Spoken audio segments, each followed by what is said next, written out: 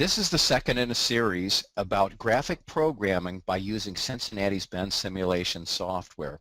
Recalling our first project that we had done last time, part one, in that part one, we talked about using and setting up our software and doing it in a format for a quick start guide.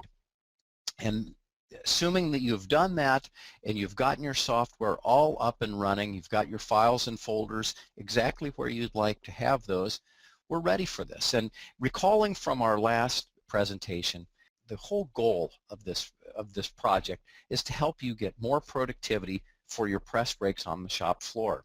The main goals then in graphic programming: to import flat files to create 3D simulations, actually do the graphic 3D programming, which we're going to cover today, and eventually, if you do have solids, you can bring these solids into your system through the optional unfolder module.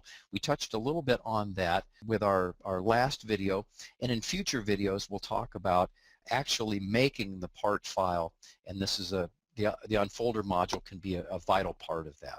Today's agenda in this video clip is going to be one where we're going to talk about the part file. What is the part file in the Cincinnati software scheme of things?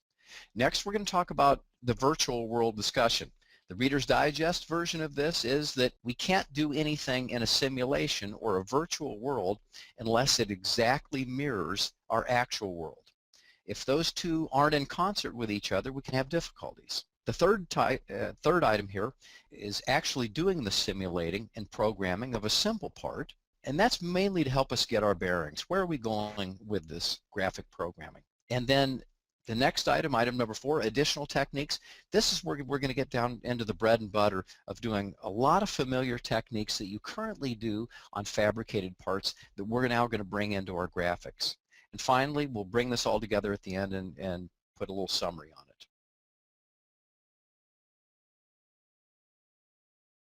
The key to this whole thing is the part file. Let's talk about it. In the graphic pane, you're viewing a part file of an actual physical part that's made at one of our customers. Okay, so first of all, with the part file, let's talk about what is it and how do you make it. Well, the part file is Cincinnati's 3D representation in the Cincinnati Ben simulation software of your part, of the real part. Okay, and whatever your concept is of what it is you'd like to make. Let's say this idea that you've got, you've drawn it on the back of an envelope and you want to make this part. If you want to program graphically, you have to convert from the back of that envelope into this 3D that we're viewing here right now on the screen. If, on the other hand, you use a couple of Cincinnati's drawing features that we have in our software, they're basic. They don't allow you to put holes in a part, but they do actually a very nice job of allowing you to draw a cross-section of a part. It's great for making gutters and channels and things like that. We have a means for that. Similarly, we have a means for making boxes or notched out blanks that will fold up into a tray or a box or item like that. And in that second method, it does the very same thing. It will help you take your idea and translate it through our drawing system into a Cincinnati part file. The third and fourth methods are really ones that we're probably most acquainted with in the industry. The third method is taking a flat file that you've already got. It may be a flat that you use for your laser or punch press or water jet, and with bend lines added to that, we can take that file, that DXF file or DWG file or IGES file, and fold that up into a 3D part file just like you see here. Finally, with the optional solids unfolder, we can essentially go directly from your solid model into this. But it doesn't matter which one of those 4 methods we have. If you want to do graphic programming, it all starts here with the part file.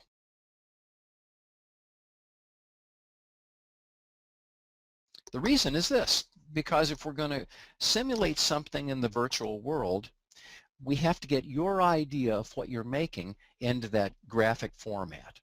Right here in this view, you can see the part that we were looking at before.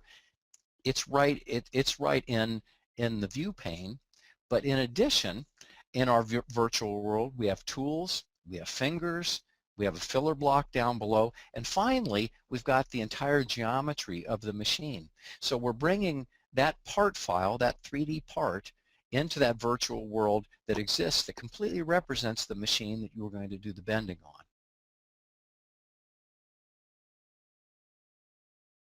Now let's go ahead and let's simulate and program a simple part, okay? And we're going to make a part that looks just like this. Here we are in Cincinnati's bend simulation software, and let's go ahead and let's program that simple part that we were looking at. And let's do it from a part file. At this stage of the game, we're not interested in how that part file was created. It was created in one of many conversion processes that are there. And in a future video clip, we'll go into how best to convert your idea of what it is you'd like to make into a part file.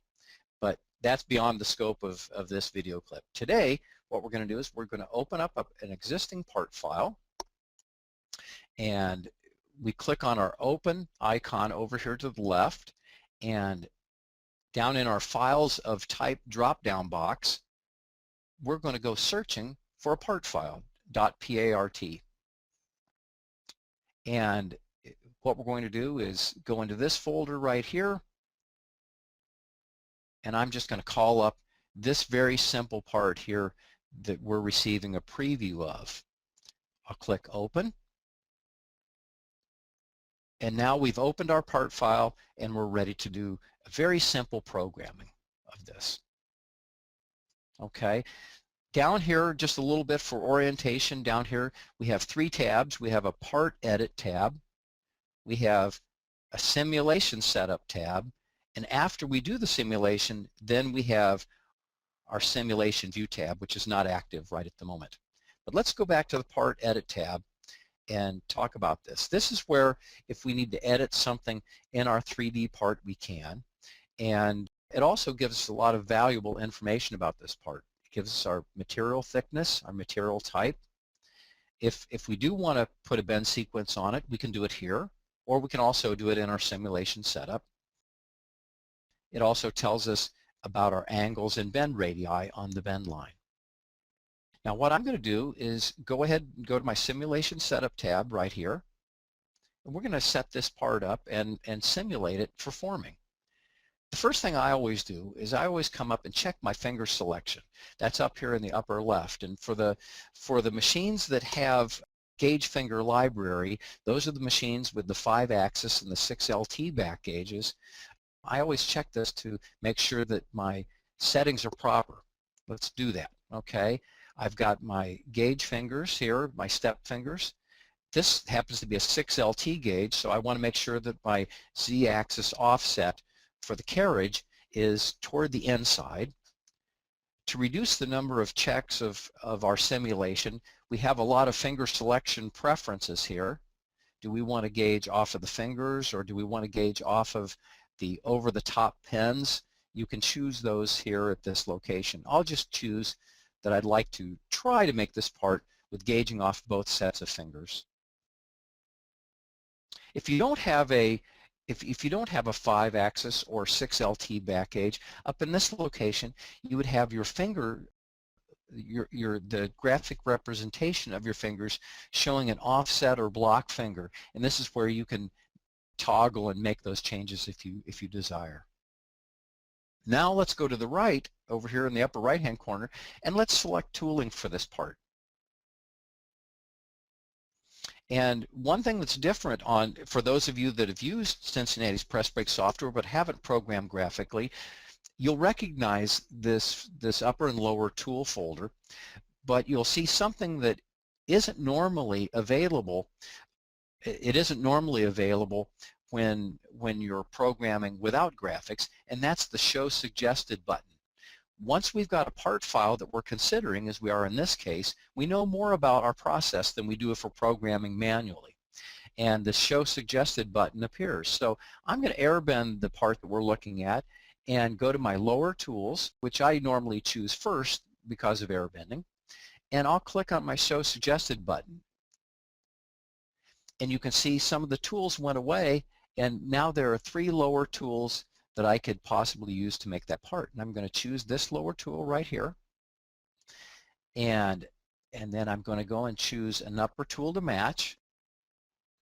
And here's my lower tool right here, excuse me.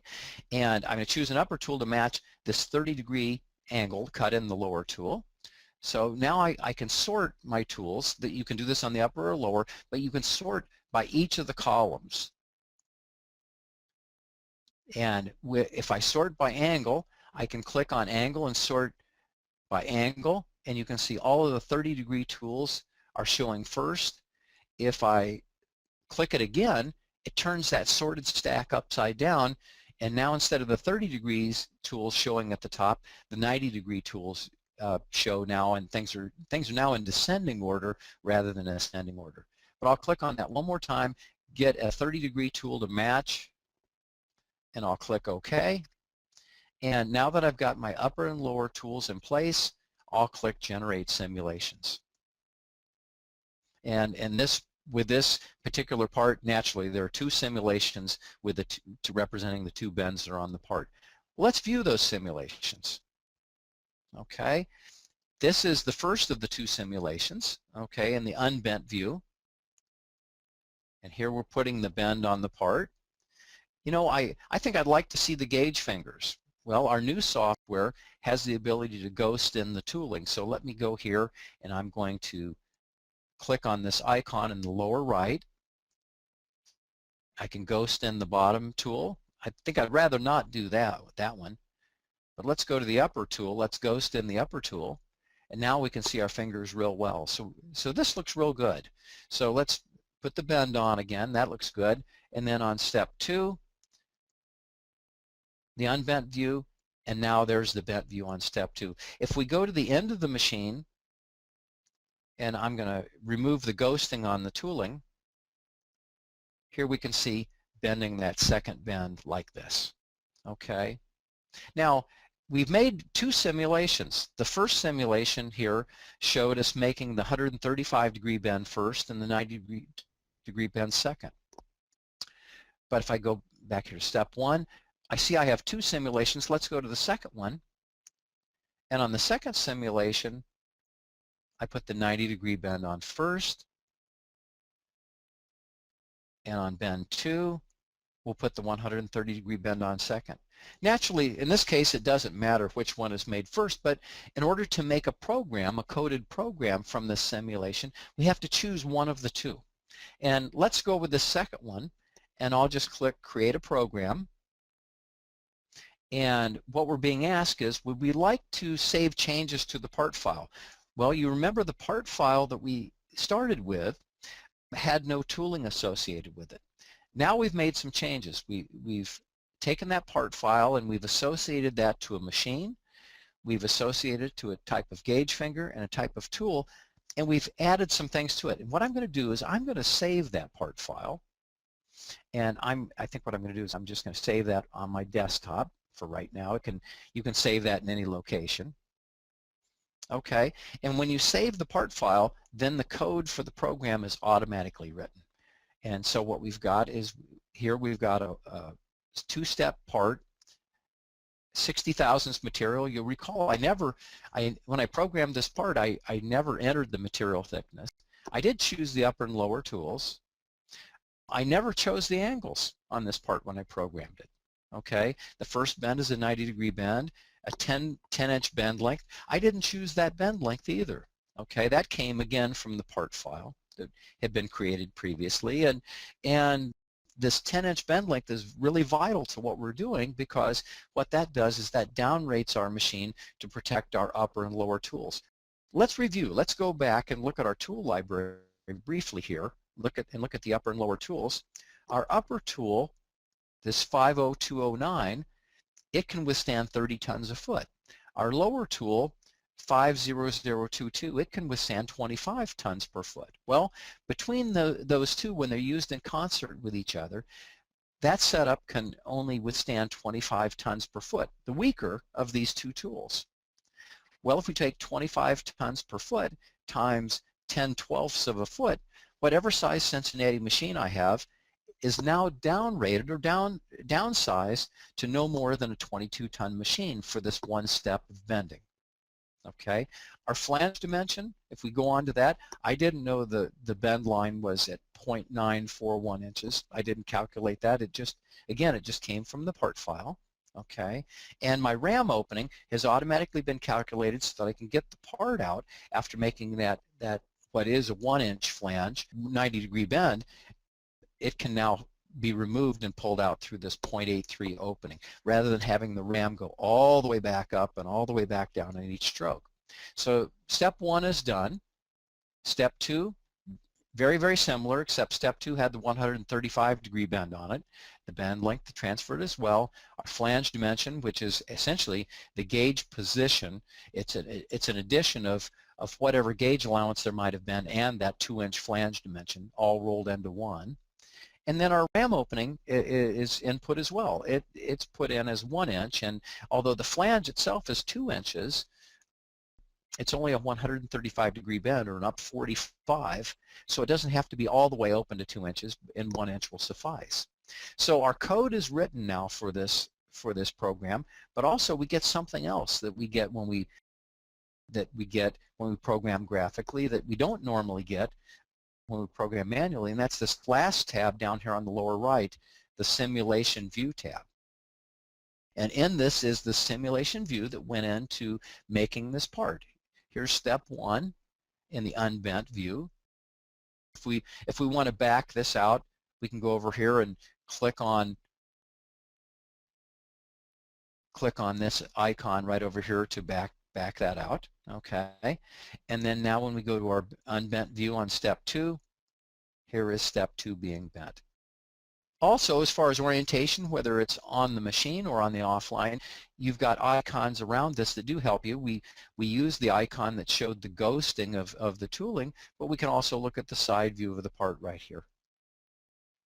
And when we're done, if we'd like to save that, we can just click on the save icon. How do I know that I haven't saved it? Okay, for those of you that haven't yet done programming on the machine, you'll notice there's an asterisk right next to the name of the part. That means it has not been saved yet, so I'll just click on save, and I'll save that right to my desktop, and it's all saved and good to go. And when we go to running this program on the machine, if we do have the full complement of software on the machine, let me go to my Run Edit tab. Here is the view that the operator would have on step 2 prior to striking that part and making that part.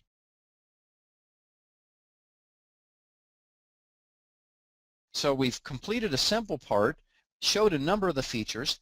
Now let's get into some more advanced features of the programming method.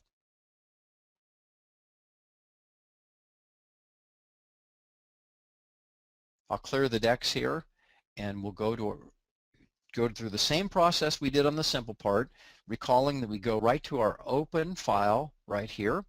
We're going to navigate, we're going to look for a part file again, and we're going to navigate to where those are saved. Okay, and on that I'm going to scroll down, and I'm going to go to my sample parts, and what I'd like to do is I'd like to open up this part right here. Let's click on that. Okay, and now what we'd like to do is program this part. Okay, now using our techniques, we're going to go here to our Simulation Setup tab. We're going to check our fingers. They look good. And in this case, we're going to add one more layer of capability onto what we learned from our simple part. On this part, if I let my tools go much longer than the bend lengths, you can see I'm going to have some interference on the left and on the right here. Okay, so let me click on this bend line, and we see that this bend line is 6 3/4 inches long. So I'm going to try to make this entire part with a tool set that's no longer than 6 3/4 inches long. So let's do that. Let's go to our tool files. Okay, and what I'm going to do is I'm going to air bend the part. So I'm going to go to my lower tools. I'm going to go to Show Suggested, and I'm going to choose this lower tool. Well, you can see that lower tool is way, way, way too long, okay? And what was that bend length again? Ah, darn, I can't remember. Well, if you can't remember, click on the Show Bend Information tab. And you can see that the longest bend there is 6 3/4 inches long, okay? So because these are segmented tools, I can double click on that tool, go to Auto Calculate, okay? And I'm going to choose my tool length at 6.75 inches long. And my radio button here, I'd like it to be less than or equal to the desired length. And because I rounded up to 6.8, I'm going to enter 6.7 here as my bend length. There. And now I've got my tools in place down below. I'm going to go to my upper tools and choose a matching tool to match that 30-degree bottom die. I'll choose this one. I'll double click on that and just let everything default to what we had done in the past. I'll click OK. And now that I've got my station in place, I'm ready to go. So now I'm going to click Generate Simulations.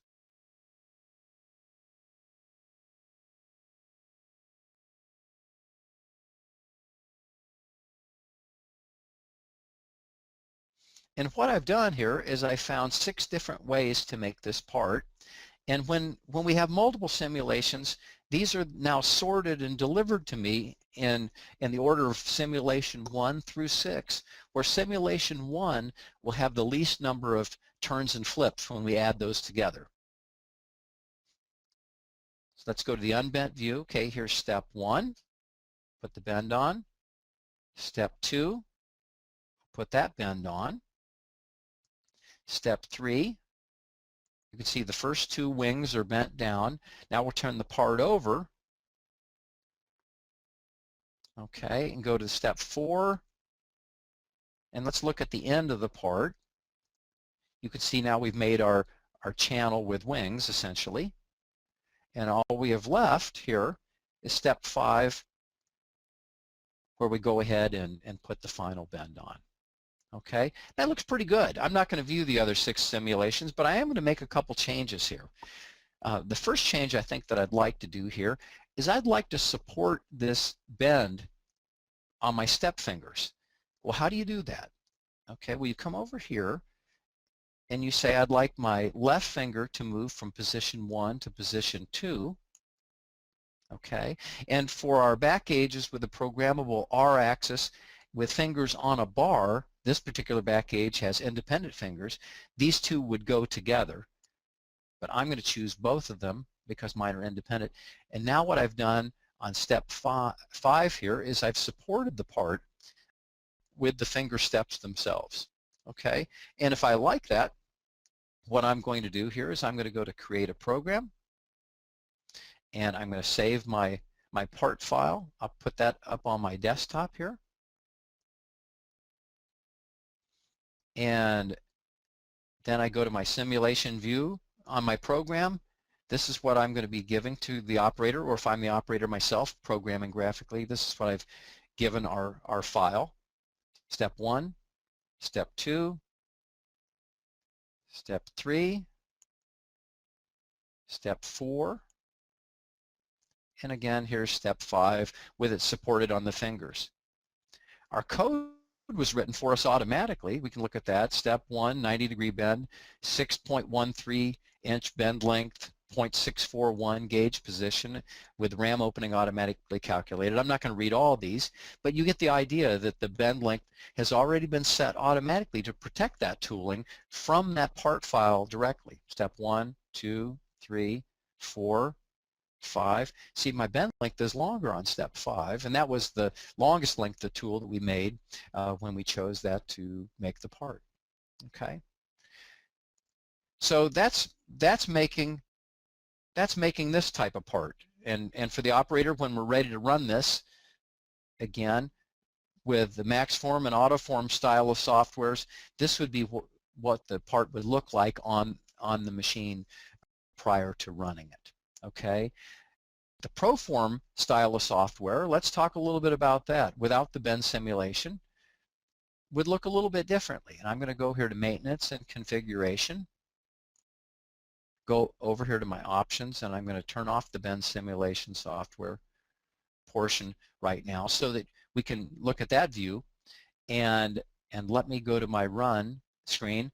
Here would be my run screen on the Proform model. Again, a full 3D graphic of the part being made, okay? But it just shows the fingers for the orientation of the part and the part itself. I'll go back here and turn on the bend simulation software again to help us to do some further things in this part.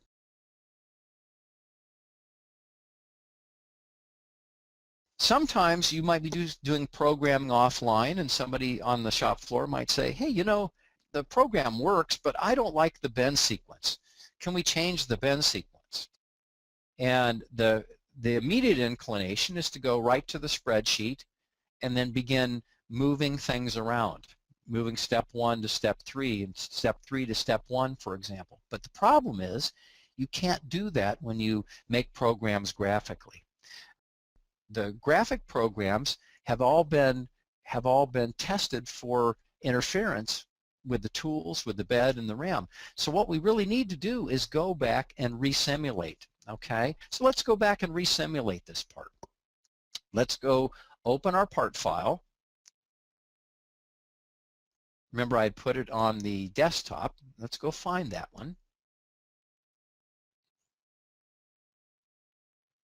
It's right here. Okay, I've opened up the part file.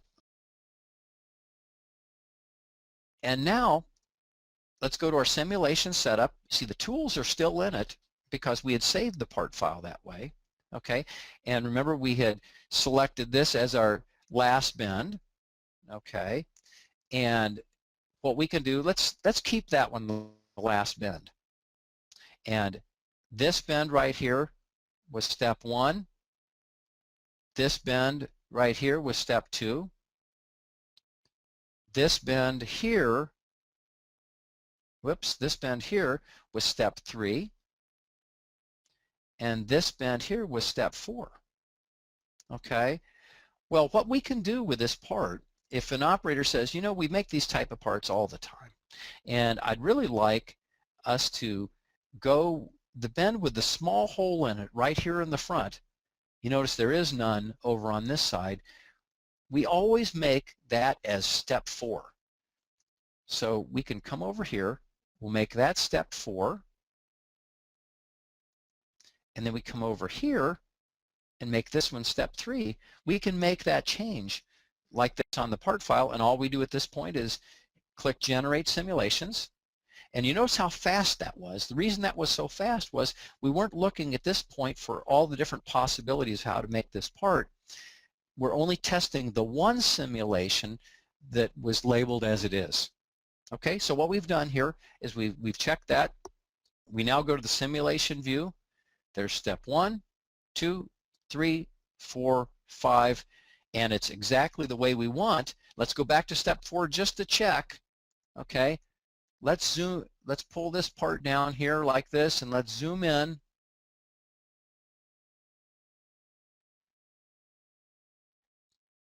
And there is bend 4 with the little hole right adjacent to it, just like the operator asked us to do.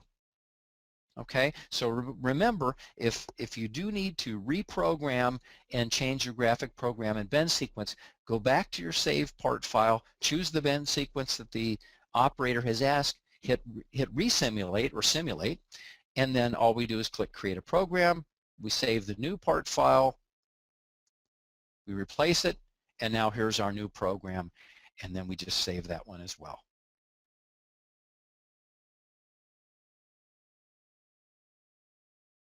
Now, this part allows us to do some other things. What about stage bending?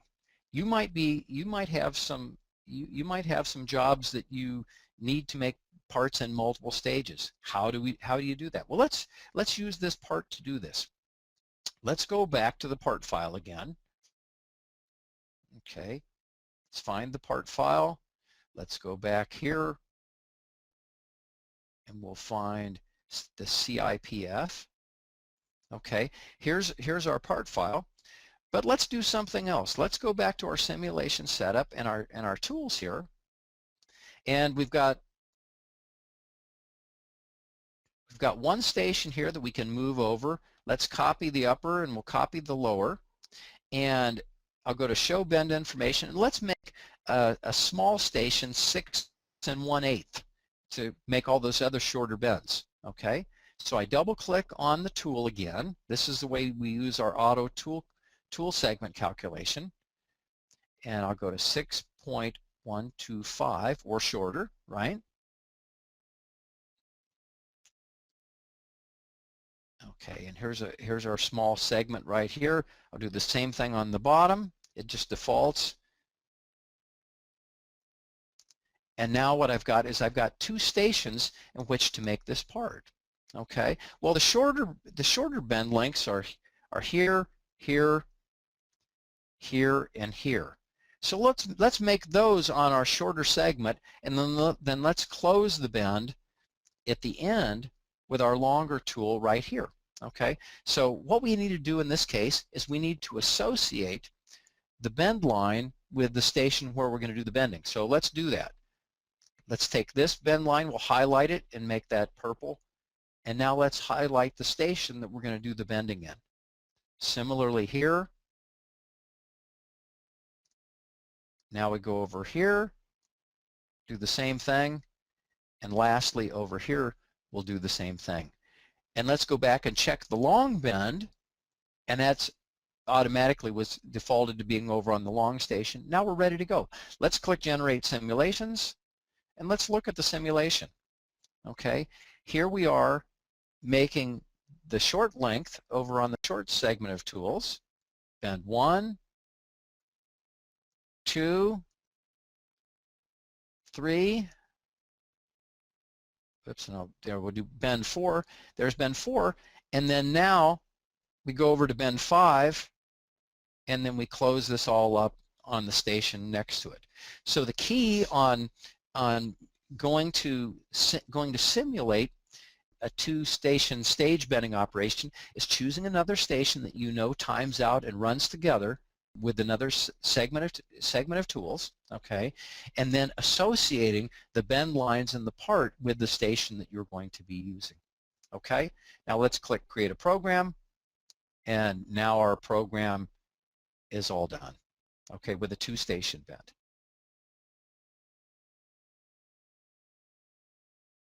What if this part, let's call up the part file again here. What if when we make this part of this is made in a punch press and part of this is made in a press brake? For example, what if this bend right here,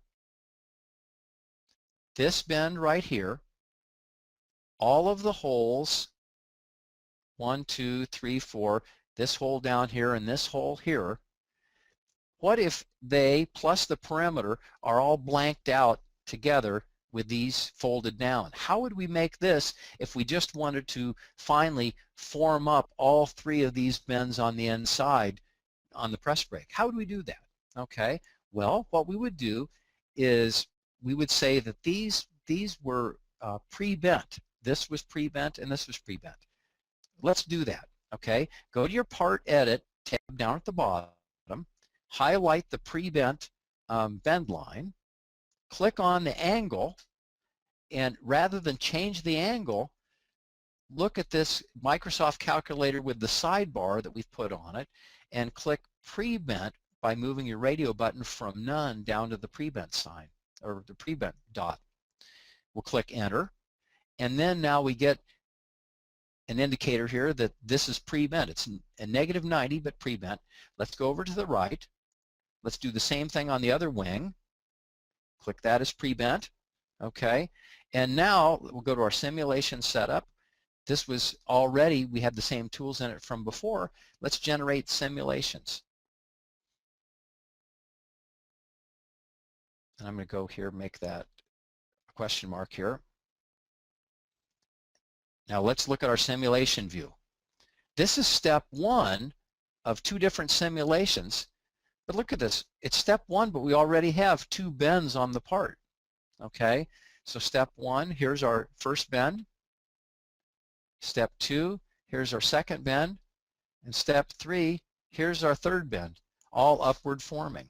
Okay? So that, by this method, what we've done is we've made a three-step program all forming upward because the downward forms were made in a punch press.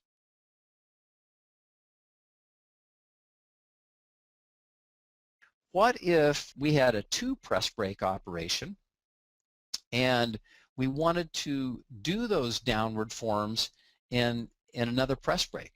Let's do that, okay? So let's go back here to our part edit and let's get rid of these pre-bents, okay? I'll go back to making this none. I'll go back to making this none, okay? And let's say what we would like to do is we'd like to pre-bend this bend and this bend and another press brake that's adjacent to the one that we just formed upward. And before we pass the part from the first press brake to the other, we would like to ignore this bend and this bend and this bend. Well, how would we do that? Well, it's actually very, very similar. Let's go to the first bend that we want to ignore. Click on our ignore button here. Click on ignore here and go over here and click on that bend line and make that ignore as well. Okay, now we go to our simulation setup and click on generate simulations. And now what we have, look at this, we've only got a two-step program or two-step simulation. Bend one, bend two, and we're done. And what we've got now is the first step of the bending process, ignoring those other bends. And now when we send those over to the second press brake, you've already seen that program. That's the one where we'll fold up those other bends. Okay, and now we can send that over to the other press brake where you've seen that program work as well with the remaining three bends. So here's just a little two-step part with ignoring the other bends.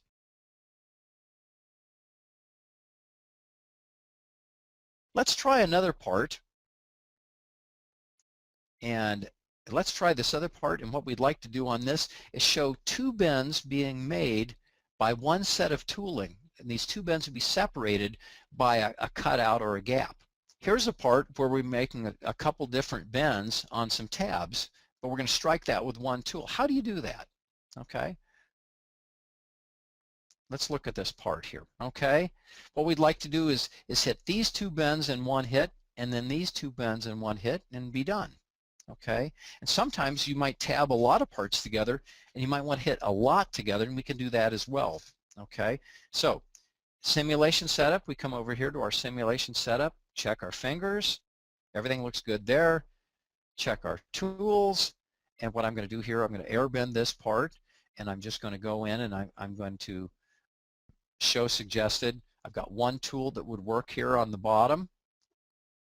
Go to my upper tools, and on that I think I want a 75-degree die to match, so I'm going to sort by angle.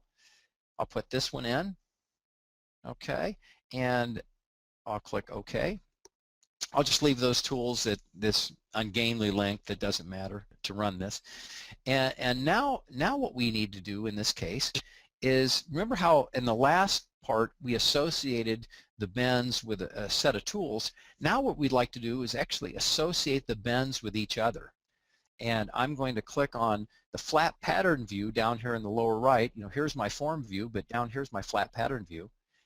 And what I'd like to do is say that I'd like to bend this bend in step one, and then this bend, I also want that to be step one. And then this bend here, step two, and this bend here as well, step two. Now when we go to generating simulations,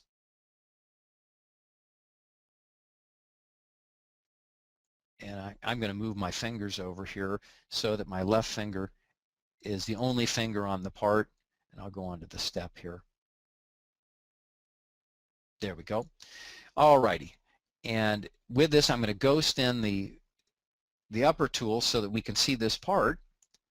Now, this is step 1. Here's the bent view. And step 2, and I'll do this very same thing that I did last time. I'm going to choose my left finger, which centers it by just going with one finger. And also, I'm just going to go on the step on this one as well. Now, let's bend it. Here is step 2, and we're done. The reason that we didn't get a 4-step part, or try to do a 4-step part, was we actually associated and struck both of those at the same time. We'll go back. Remember how we did that. Step 1 and 1, and then we hit 2 and 2. Okay? So if we like that, we can just click Create a Program. This isn't a great program because we probably need either a finger that's wider or a different way to hold that part. But anyway, we click Create a Program and we're good to go. And then here's my program, and then here's my simulation view. 1, 2. Okay? So that's hitting 2 bends at the same time with one tool.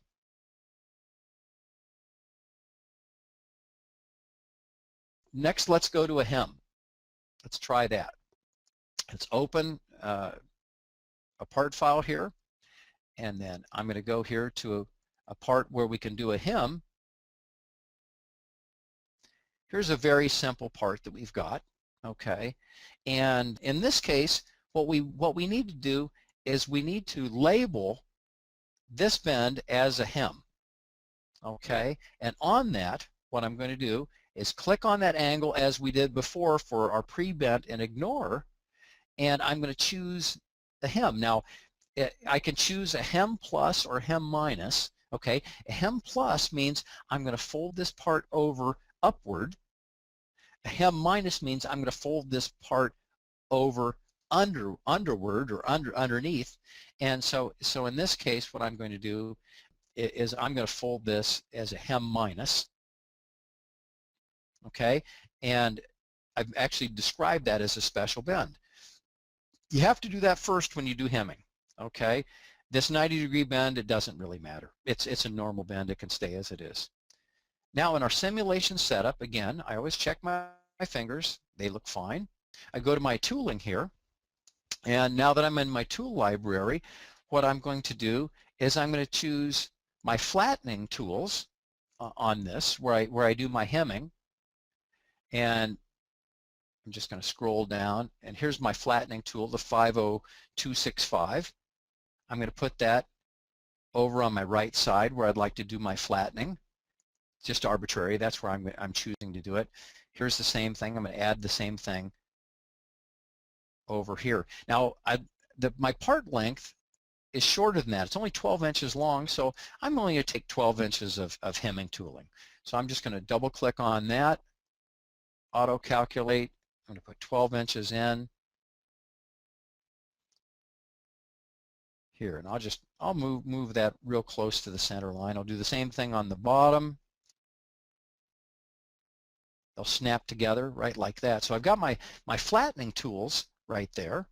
And one nice thing is a lot of the Wilson tools are made so that they are for stage bending, and this particular set is. If I choose this bottom tool here, get the length right on that, and then go to my upper tool and choose this one.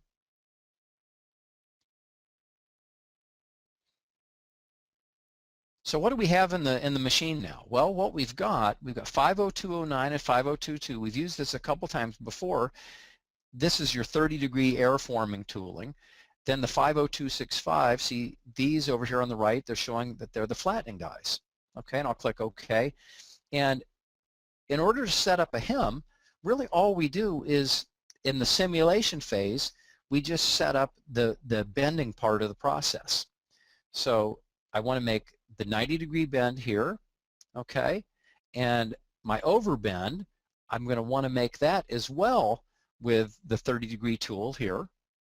Alrighty, that looks good. And I think what I'd like to do is also I'd like to do that one first. That's just my choice. but now I'll generate simulations. And what we have here on step 1 is putting in the overbend. Step 2, we put in the V, right? But there's been no flattening part of the process. That comes later, okay? So if we like that part of the process, let's create a program. So I click Create a Program. I'm going to save that. I'm just going to save that again to my desktop. Okay, and we saved our 2-step program, but we created a 3-step program.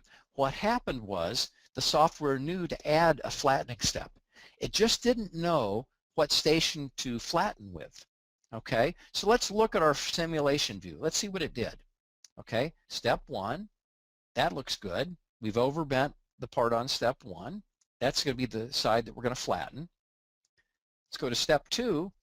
Okay, now we come over to our flattening tooling. Okay, and what we do here is we're going to go to our bent view.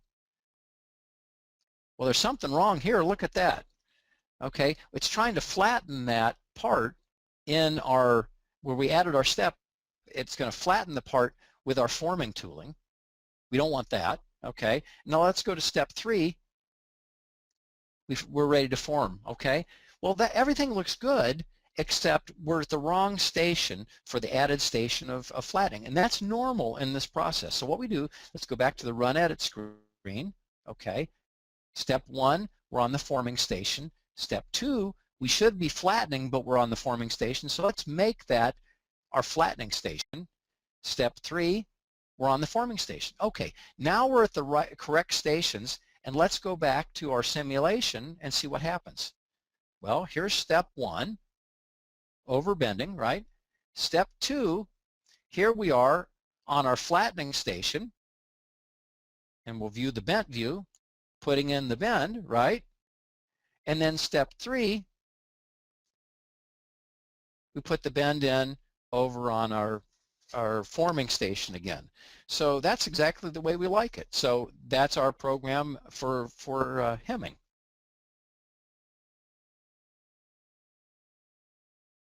I'm sure a number of you do offsets. Let's do one of those. We'll go to opening our part file here, and let me navigate to my parts, sample parts here, and let's go to an offset. Here's a very similar part, very much like the hem part, but rather than have a hem on it, we've got an offset. Let's choose that. And here's our part. So now what we need to do is we have to edit our part file so that our machine is going to know, as we simulate this, it's going to know that we're putting in an offset. Well, let's do that. Okay, we've selected one of the bends. We can select either one of these bends here for the offset, and the offset needs to find a gauge position for locating the 2 bend lines, and then when and that gauge position is going to be set off of one of these 2 bends. And here I'll flatten out this blank here. It's going to be the back gauge position needs to be set off of one of these 2 bends. Well, as it turns out with our software at Cincinnati, we choose the bend line that is the farthest from the edge as the position to set the back gauge. Okay, the location of the second bend line, and I'll highlight the second bend line here, that second bend line, that is located not from the back gauge, that's located by the machining in the offset tooling. Okay, so let's go back and we'll select this position right here and click on our bend angle, our 90-degree bend angle, and because that's the farthest bend line from the edge of the material where we're going to do our gauging, we label that as offset 2, and offset 2 is a very special designation. Offset 2 is the one that sets our gauge position. So I'm going to enter that. Okay, now I'm going to click on, and you can see, before I go on, you can see that's been labeled offset 2. I'm going to click on the second bend line next to it, and we're going to label that as offset 1. Okay, now when we look at our part file, we know that the gauging is going to be done from this bend line here, offset 2. Offset 1, it's going along for the ride, but its distance between the two bend lines is going to be determined by the offset die we choose. Okay, I'll form this back up. We're pretty well ready to run this part, except we don't yet have the tooling, and we don't also have one other thing. We have to make sure that we strike both of these bends at the same time. Remember when we did the inline bends, where there were 2 tabs that were extending out into the tooling? We wanted to strike 2 of those bend lines at the same time. Well, these bends aren't inline, they're parallel, but we also want to strike these at the same time. So what I'm going to do is I'm going to choose this as bend 1, and offset 2 over here, I'm going to choose that one as bend 1 as well. Okay, and we'll go to our simulation setup, and now let's choose our tooling. Okay, and what I'm going to do here is go here. I've got here's an offset tool right here, and I'm going to put this over on the right, and then I'm going to go to my lower tools and find the matching offset, move that over to the right. Now let's get the tool length proper on that. So show bend information, it's a 12-inch bend length. Auto calculate. I'll move that right there. Do the same thing on the lower. Okay, and now let's go with our forming tools. We're going to add the same forming dies we used when we made our hemming part. You go to our upper tool here. Same thing, get the length right, and now snap it in place. Okay, we're almost done, except we have to make sure that we strike our hem at our hemming station over on the right. So let's do that. Okay, we'll go to our second hem bend over there, offset 2. We're going to make that on the right, and then we come over to our forming side, our normal V forming side, and associate the left forming side for that, or V forming, and now we're ready to go. Click Generate Simulations. Oh, look at that. This particular set of tools I chose, they don't run in line. Dang, okay. Well, what we're going to need to do, because our tools on the left are going to crash first, what we're going to need to do is we're going to have to put a die riser or spacer, either a punch extender on the top or a die riser on the die on the right, to build up this difference, the roughly 1.911. Okay, so we'll come over here and click OK. Let's go to our tooling. I'm going to put it underneath this tool here. I'm going to add an additional stack die holder, US holder, 1.911. Okay, so now I've raised that up so that when I go to my offset position, I won't crash my tools on the left. And now I'm just going to check and make sure that my stations still match, and then I'll generate simulations. And let's look at step 1. Here's step 1, making the offset. Okay, and then let's go to step 2 and do the form.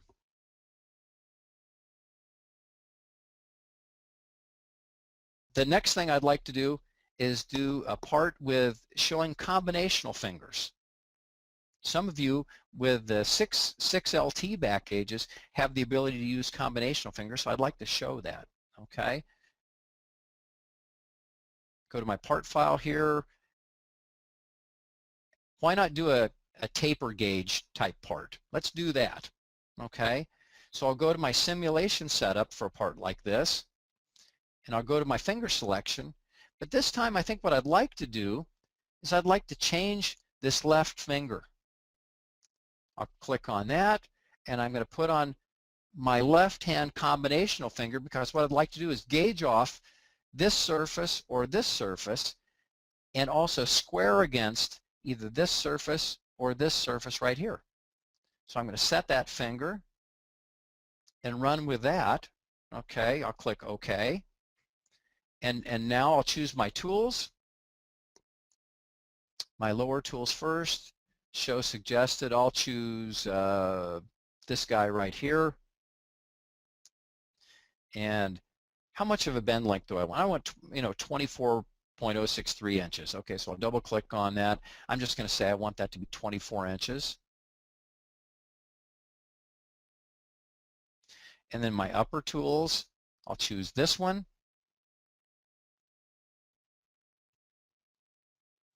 Okay, and now let's generate simulations with those special fingers.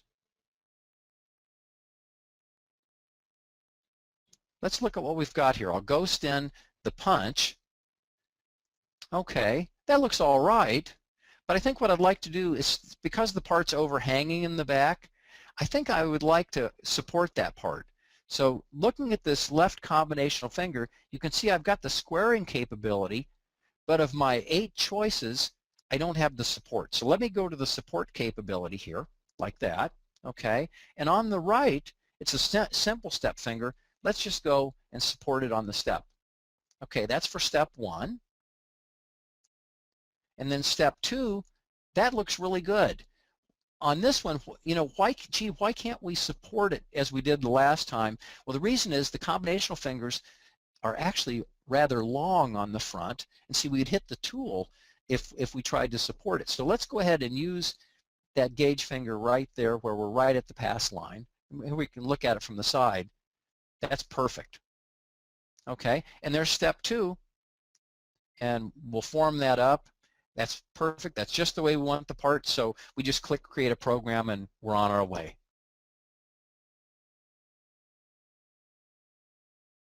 I've got one last part that I'd like to show you. It's using the over-the-top gauge fingers. For those of you with the 5-axis back gauges or the 6 LT gauges, you've got these over-the-top fingers, and I can even show them here. They use these gauge points right here on the front, okay, where you see these buttons are able to be placed in position 1, position 2, or position 3, and they give you additional gauging length, but also give you support in the back of your machine for supporting a part. So let's do a part that uses those. And I'm going to come over here.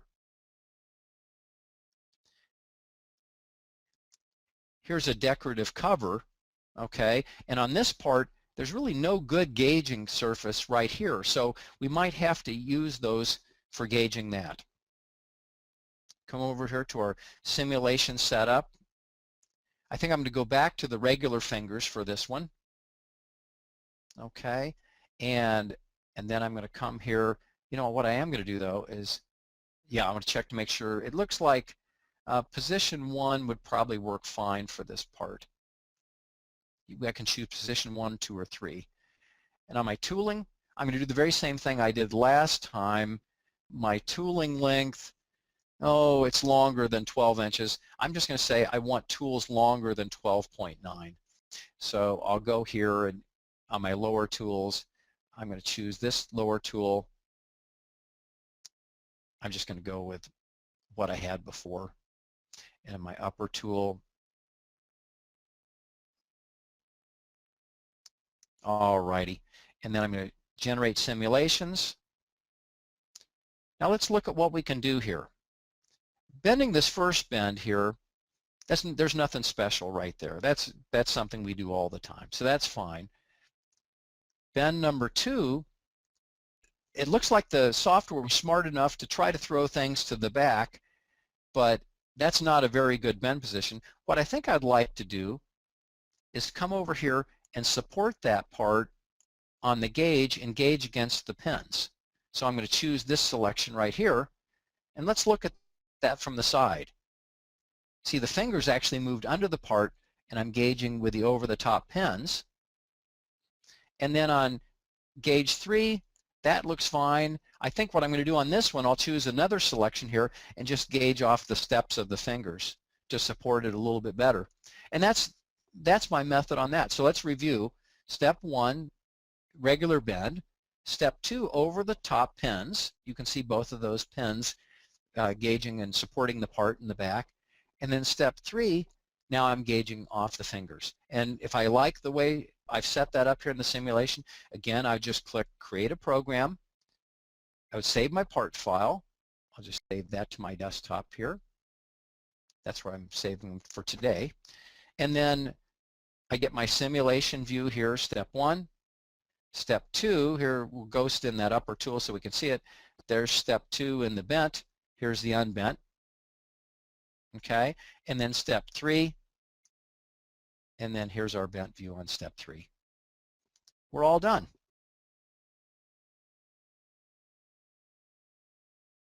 So let's summarize what we did today. In this video clip, we talked about the part file and that everything really is key to you making the representation of the item that you'd like to make and convert that from whatever means you've drawn that into our part file. Okay? In the future, we'll have a video clip that will go through the details of how to make your part files. We didn't do that today. All we did was started from the part file and did programming. Next, we talked about the virtual world. It's really important that everything in your virtual world, the part, the upper and lower tools, the fingers, the machine itself, that everything in the virtual world is described and dimensioned exactly the way your real world situation is. When that happens, you have a lot of success in your graphic programming. Next, we simulated and programmed a very simple part, and after we learned that general concept, we went to the additional techniques of doing hemming, doing offsets, using combinational fingers, using the over-the-top gauging, and then also using techniques where we might ignore making a bend or showing a bend as being pre-bent in some other machinery.